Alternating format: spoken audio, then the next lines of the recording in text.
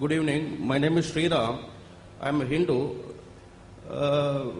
Without practicing Islam, do you mean to say it is difficult by practicing Christianity or by Hinduism to go to attain the paradise after death? Well, that's a very good question. That without practicing Islam, can you practice Christianity and Hinduism? Can you go to paradise or you cannot go to paradise? Brother, as I said, the Quran says in Surah Al-Imran, chapter 3, verse number 19, Inna Deena Indallah Islam. The only religion acceptable to Almighty God is submitting will to Almighty God. If you read Christianity, the word Christianity is not there in the whole Bible. Like how Hinduism is not there in the Hindu scripture, the word Christianity doesn't exist. It's not there in the Bible. The word Christian was used first time in the book of Acts by the people to describe the followers of Jesus Christ, peace be upon him. It was a nickname by the people given of Antioch in the book of Acts if you read. Christian. The word Christianity is not there in the Bible. So Jesus Christ, peace be upon him, preached nothing but Islam. Therefore he's going to come in the second coming to testify there's nothing like Christianity. Abraham, peace be upon him, Quran says in Surah Al-Imran chapter 3 verse 67, he was not a Jew or a Christian, he was a Muslim. Abraham, peace be upon him, taught Islam. Moses, peace be upon him, taught Islam. Again Islam.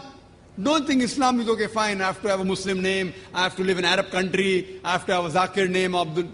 Islam means submitting a will to Almighty God. If you submit a will to Almighty God, are a Muslim. Jesus Christ, peace be upon him, said, it's mentioned in the Gospel of John, chapter number 5, verse number 30, I can of my own self do nothing. As I hear, I judge, and my judgment is just. For I seek not my will, but the will of Almighty God. Anyone who says that I follow not my will, the will of Almighty God, he is a Muslim.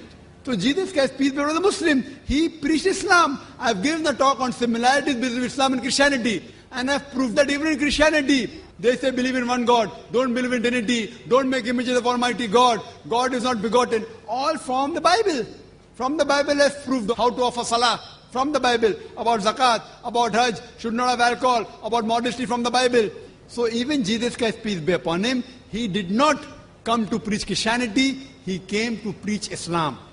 And Almighty God is the same God for all the human beings. He has only given one religion, no other religion. All these are corrupted form of the original religion. Like how the brother said, Sufism. Even that's a corrupted form of Islam. It is not Islam at all. What we have to follow is true Islam, the Quran and the Sahih Hadith. And all the messengers, they taught only Islam. So if you follow Jesus Christ, peace be upon him, by going to the scriptures, Jesus Christ never said worship me. He never claimed divinity. In fact, there's not a single unequivocal statement in the complete Bible where Jesus Christ, peace be upon him, himself says that he's God or where he says worship me. But the Christian says you cannot enter paradise until you believe Jesus Christ died for your sin. He was Almighty God.